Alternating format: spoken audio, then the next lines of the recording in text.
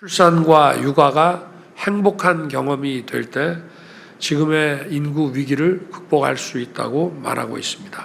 청년들이 열심히 일하며 행복하게 육아를 병행할 수 있도록 일터의 환경과 문화를 바꿔 나가는 것이 최우선 과제라 할 수 있습니다. 이를 위해서는 일터인 기업의 역할이 무엇보다 중요합니다. 2일 가정 양립에 앞장서고 있는 우수 중소기업에 대해서는 세제 혜택을 검토하고 국세 조사 유예와 같은 방안도 강구하겠습니다. 윤 대통령이 언급한 이 세무조사 유예 얘기부터 해보죠. 우선 대상 또 방법이 어떻게 됩니까?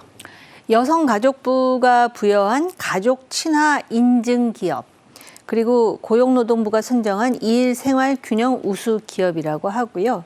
국세청과 이제 협의는 완료했고 내년부터 정기 세무조사가 유예된다고 합니다. 이제 그 기준이 무엇이고 어떻게 검증할 것인가가 상당히 중요하겠죠. 네.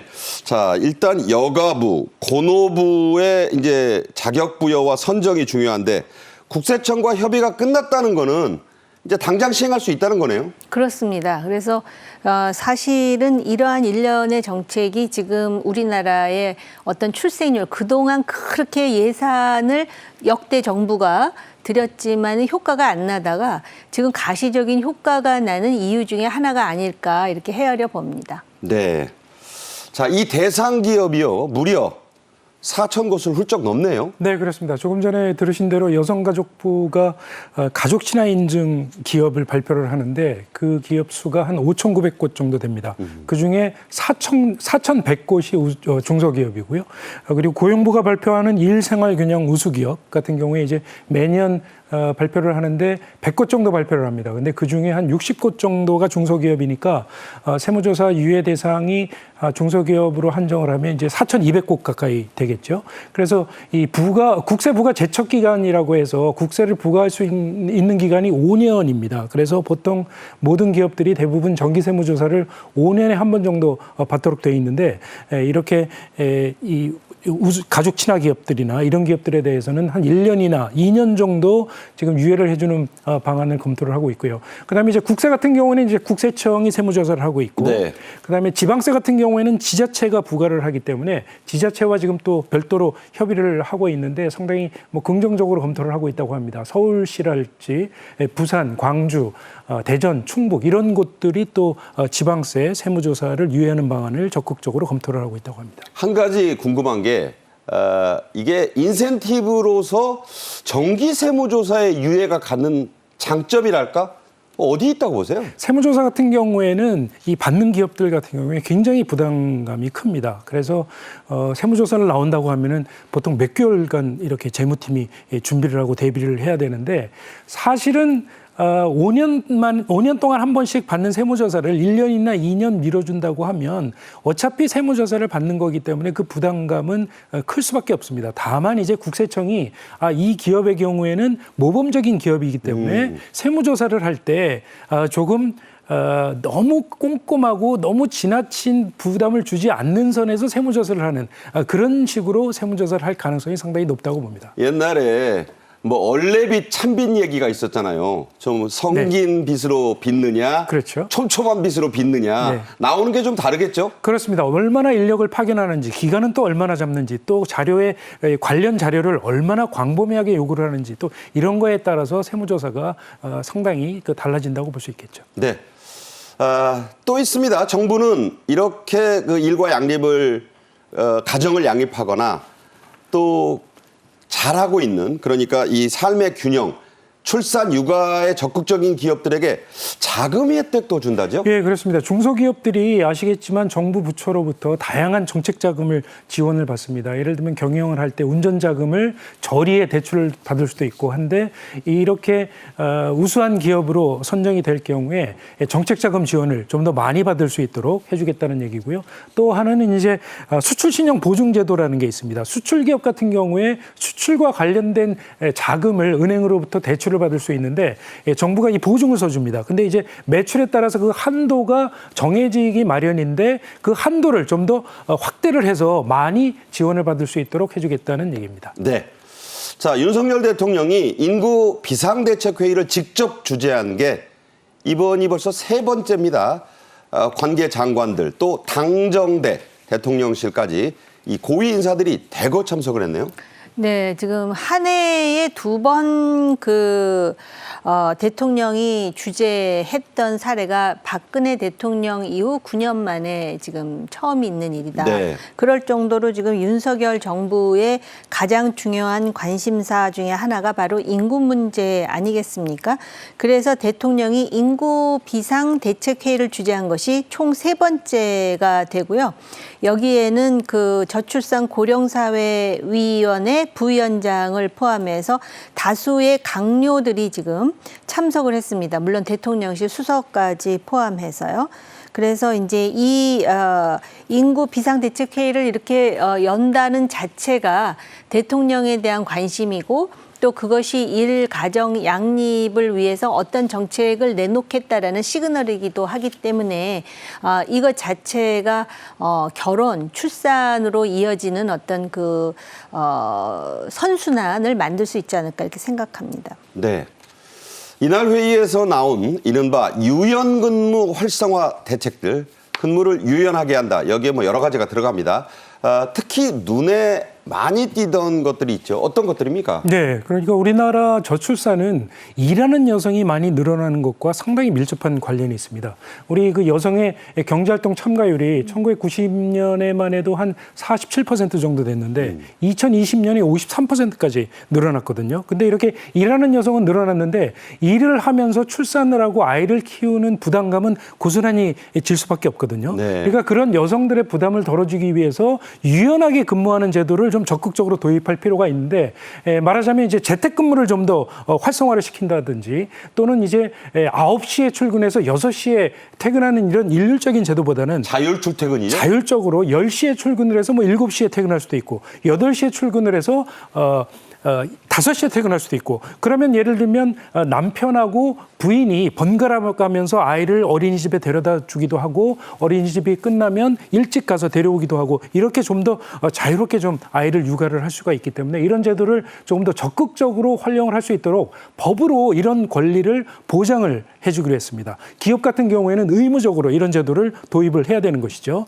또 하나는 이제 배우자가 아이를 출산했을 경우에 예를 들면 남편분들도 이 출산 휴가를 갈 수가 있는데 육아휴직을 갈 수가 있는데 사실은 아직도 기업체 상사들의 눈치를 볼 수밖에 없는 그런 문화거든요. 보죠. 네, 그러니까 그런 의무적으로 지금은 허가를 받아서 휴가를 가야 되는데 이제는 앞으로는 신고만 하면 갈 수 있도록 이렇게 법을 고치겠습니다. 그러니까 저 갔다 올게요라고 고지만 하고 간다. 그렇습니다. 그러면 이제 갈 수 있도록 하겠다는 얘기고 또 하나는 이제 근로기준법에 따르면 근로자들이 4시간을 근무를 하면 의무적으로 30분의 휴게 시간을 갖도록 해야 되는데 근데 그 쉬는 게 직장에서 쉬어야죠. 그렇죠. 직장 내에서 휴게실에서 쉬도록 되어 있는데 예를 들면 단축 근무를 해서 오전 근무만 하고 오후에 반차를 쓸 수가 있는데 4시간 근무하고 집에 가면 되는데 30분 동안 기다렸다가 가야 되는 이런 불합리한 점이 있거든요. 그거 없앤다. 그래서 근로기준법을 고쳐서 그런 시간도 없애기로 했습니다. 저 회사에서 안 쉬고 그냥 갈게요. 그렇죠. 근무 끝나고 곧바로 집으로 가면 되겠죠. 그게 타당하죠. 네. 새벽, 심지어 전날 밤부터 줄을 선다는 이 줄을 누가 씁니까? 심지어 할아버지 할머니가 서요. 그 어린이집 문제가 아주 심각한데 이에 대한 나름의 개선책도 나왔네요. 네, 그래서 국공립 어린이집의 문호를 지역민들에게 열겠다라는 것인데요. 특히 정부 청사가 운영하는 어린이집이 18개가 있다고 합니다. 이건 다음 달부터 개방이 됩니다. 물론 그래서, 여유가 있어야죠. 네. 그런데 이제 그렇게 되면 아무래도 세종을 중심으로 해서 정부 기관이 많은 지역이 상당히 그 애 키우기 좋은 지역으로 탈바꿈할 가능성이 있겠다라는 생각이 들고요. 국가기관 328, 그리고 공공기관 138개, 그리고 지자체 148개가 대상이 된다라고 합니다. 그런데 이제 이것이 그 대기업에도 이렇게 문호를 개방할 수 있도록 유도할 수 있는 그런 정책으로 이어지면 훨씬 효율적이지 않을까라는 생각을 해보게 됩니다. 네. 자, 국공립 어린이집 싸고 시설 좋고 교육진 좋고 급식 좋고 문제는요. 자리가 있어야 됩니다. 지금까지는 자리 있어도 안 받아줬는데 이제는 다음 달부터 여유가 있으면 지역민들에게도 개방하겠다. 이런 얘기입니다. 자, 이 정책은요. 포스코의 사례를 참고로 했다고요? 네, 그렇습니다. 포스코가 지금 현재 포항하고 광양의 어린이집 두 곳을 지금 외부 업체 협력사라든지 지역 중소기업들에게도 개방을 하는 제도를 지금 시행을 하고 있습니다. 예를 들면 포항에 있는 동촌 어린이집 같은 경우에 2020년에 90억 원을 들여서 어린이집을 개설을 했는데 지금 현재 41개 협력사 직원들이 자녀들을 이 어린이집에 맡기고 있다는 단지 거거든요. 협력사. 그렇습니다. 그래서 이렇게 상생형 대기업의 어린이집을 협력업체나 중소기업에게도 이렇게 개방하는 제도를 상당히 모범적으로 지금 시행을 하고 있어서 포스코 사례가 상당히 많이 참고가 됐다고 합니다. 네. 또 반가운 소식이 이 회의에서 보고가 됐어요. 통계청이 낸 자료에 따른 건데요. 윤 대통령은 이날 회의에서 2015년 이후 8년 만에 출생아 수와 혼인 건수가 동시에 올랐다고 소개를 했습니다. 내리 떨어지기만 했던 학교 출산율이 다시 반등할 조짐이 보인다는 거죠? 네, 이게 2023년 그리고 24년 그 시점을 계기로 해갖고 굉장히 그 오름폭이 높은 것으로, 그러니까 그 전에 너무나 떨어져 있었기 때문에 그렇게 보이고요. 또 상대적으로 보면은 혼인 비율하고 출생 비율이 같이 간다는 것을 알 수가 있거든요. 네, 혼인 비율은 지금 23, 24가 보면 급등이네요. 그러다 보니까는 출생아 수도 또 32.9%까지는 아니지만 7.9% 올라가는 것으로 보이지 않습니까? 그래서 지금 출생아 수의 경우에는 17년 만에 최대 증가율을 보이고요. 8년 연속 감소하다가 이게 반등한 그런 사실이라는 점에서 다른 나라의 예하고 비교할 때도 이건 굉장히 고무적인 현상입니다. 전 네. 세계에서 우리나라 출생률이 최하로 1등을 하기도 하고 그랬었는데 그렇죠. 지금 이 반등의 속도를 보면 상당한 기대가 생기고요. 7월 출생아만 보더라도 전년보다 7.9% 올라갔는데 이거는 코로나 때문에 결혼이 지연돼서 몰린 덕분이라 그러는데요. 그것도 있죠, 일부가. 그렇다면 전 세계적으로 다른 나라도 그래야 되는 거 아하. 아니겠어요? 근데 우리가 굉장히 인상적인 증가폭을 보인다라는 것이고요. 그다음에 8월 이후에 작년 추세를 유지하면은 합계 출산율이 0.7% 이제 상승하는 것으로 나오는데요. 그러니까 지금 예상이 0.68에서 0.65까지 떨어진다 그랬거든요. 여기에 제가 이제 한마디 첨언을 하자면 혼인과 출생아 수를 비교하고 있잖아요. 근데 아이의 출생을 높이기 위해서는 다양한 가족 관계에 대해서 정부가 먼저 전향적인 생각을 해야 된다라는 생각이 그러니까 이른바 프랑스식으로 그렇습니다. 동거하는 커플의 아이도 똑같은 자격을 인정해주는. 그리고 또 여성들이 나이가 들수록 결혼은 원하지 않은데 아이를 원하는 경우가 많아요. 많죠. 그런 경우까지도 그 정부에서 아이를 낳게 되면은 가족 관계를 유지해서 아이를 낳는 경우하고 똑같은 혜택을 주게 되면 아마 출생률이 상당히 높을 것 같습니다. 네. 실제로 프랑스 동거 정부도 있고요. 이 동거란 말이 프랑스의 꼬아비타시옹이라 그래서 하나의 유행어입니다. 총리, 전직 대통령도 동거로 애를 셋이나 낳고 간 그런 나라거든요. 그 나라는 출생률이 거의 2에 가깝습니다. 자, 이런 사례도 우리가 좀 참고할 때가 온 것 같습니다. 자, 이런 출생률 반등은 정부의 각종 정책적 효과도 있다.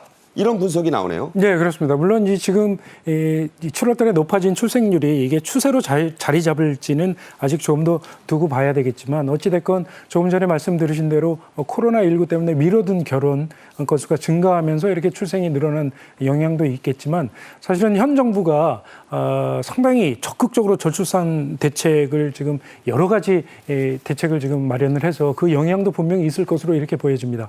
윤 대통령이 작년 3월하고 올해 6월 그리고 이제 이번에 세 번째 저출산 대책 회의를 직접 주재를 했는데 사실은 그동안 지난 6월에 저출산 문제를 국가 비상사태로 선포를 하면서 일가정 양립과 그리고 출산, 양육 이렇게 세 가지 분야에 대해서 굉장히 적극적으로 여러 가지 제도를 고쳐왔거든요. 뭐 예를 들면은 이제 신혼부부 같은 경우에 청년들도 마찬가지지만 전세자금을 대출을 받을 수가 있습니다. 그런데 소득 수준이 어느 정도 맞춰져야 그래야 대출을 받을 수가 있는데 개인 같은 경우에 5천만 원까지 소득이 5천만 원까지만 되면은 전세자금 대출을 받을 수가 있거든요. 근데 신혼부부 같은 경우에 부부가 합쳐서 7,500만 원입니다. 그 5천 하면 안 되잖아요. 그렇죠. 그러니까 5천만 원 하면 최소한 1억 원이 돼야 되는데 7,500만 원으로 이렇게 낮춰져서 왜 그랬을까요? 그러게 말입니다. 이 불합리하다 해서 이런 문제점을 찾아서 결국 지난 4월에 이 7,500만 원을 1억 원으로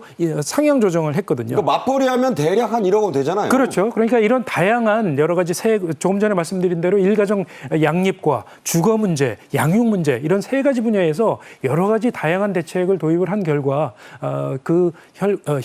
우리 현장에 곧바로 이 생활과 관련해서 효과가 나타나는 것 아닌가 이런 분석이 나오고 있습니다. 네. 결혼하란다고 하겠습니까? 요새 젊은 사람들이. 내가 결혼해서 아이 낳는 게 직장에서도 좋고 세금에서도 좋고 유리하다고 판단이 서면 알아서 하는 게 요새 젊은이들이라고 합니다.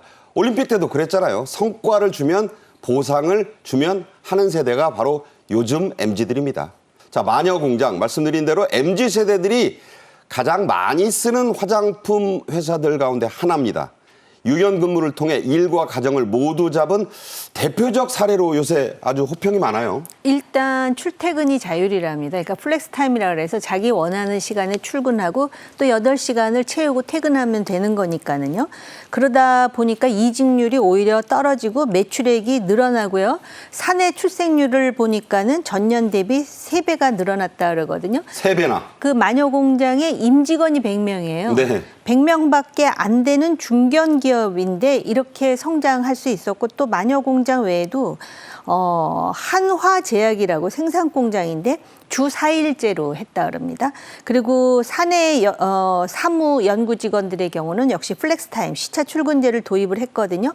그리고 남자 직원들도 육아에 적극적으로 도입하도록 독려를 하다 보니까 오히려 자기 회사에 대한 로열티도 높아지고 매출액도 높아지더라는 거예요. 얼마 전에 뉴스에 아주 큰 대기업에 제가 이름은 말하지 않겠는데 네.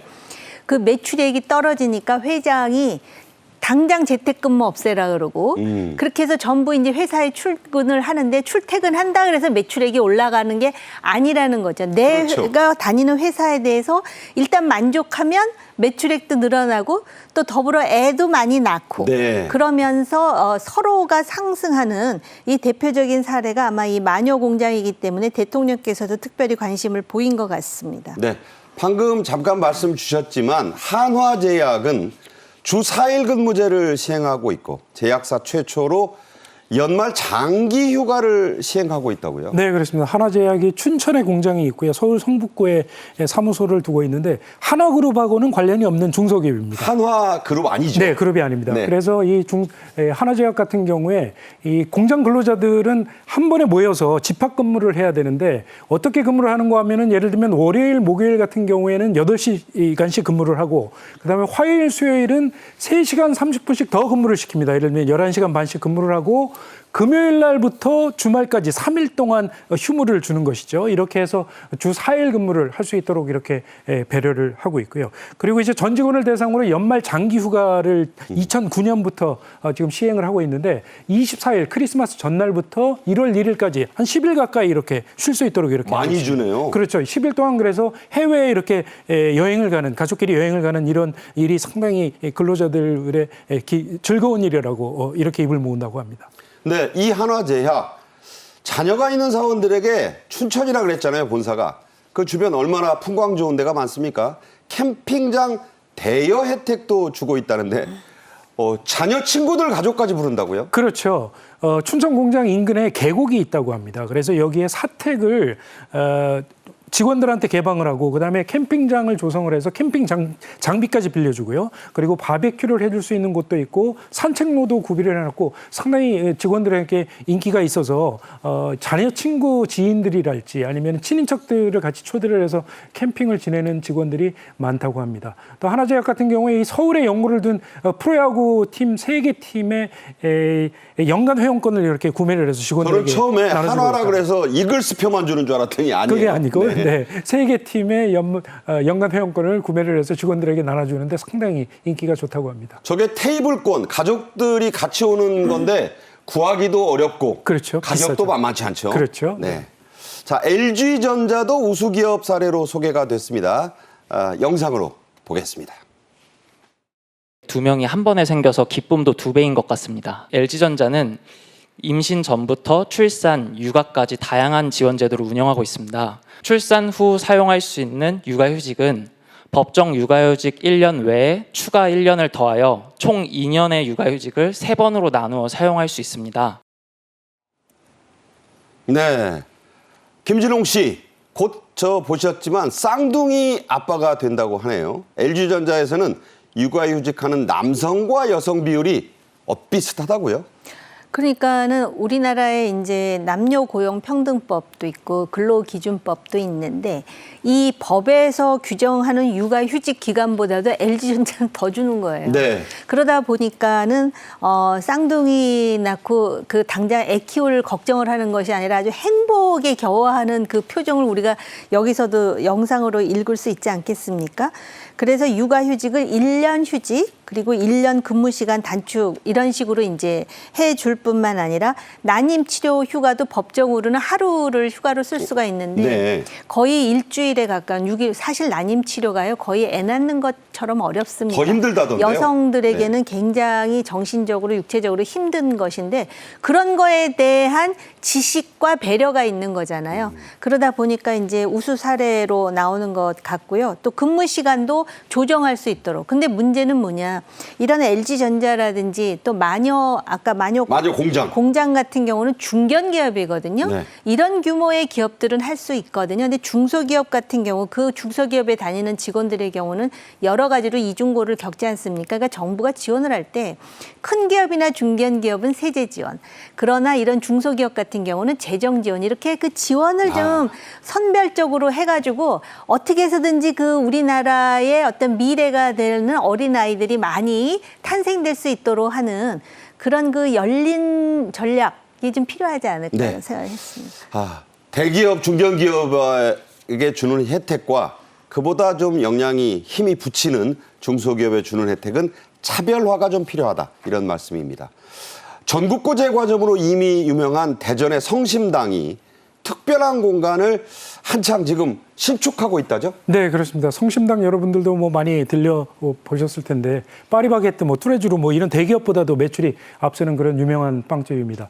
지금 현재 이 대전 본점 근처에 지하 1층 4층 건물을 하나 신축을 하고 있는데 이곳에 2층하고 3층을 직원들의 어린이집으로 개방을 하기로 했다고 합니다. 지금 현행법상 직원이 500명 미만 또는 여성 근로자가 300명이 안 되는 것들은 사실 어린이집을 의무적으로 지을 의무가 없습니다. 네. 그래서 성심당 같은 경우에 어린이집을 설치를 하지 않아도 되는데 지금 요즘 직원 수가 많이 늘어나고 있고 장기 근속 직원들이 육아를 하는 직원들이 많아서 이런 직원들을 위해서 어린이집을 개설하기로 결정했다고 합니다.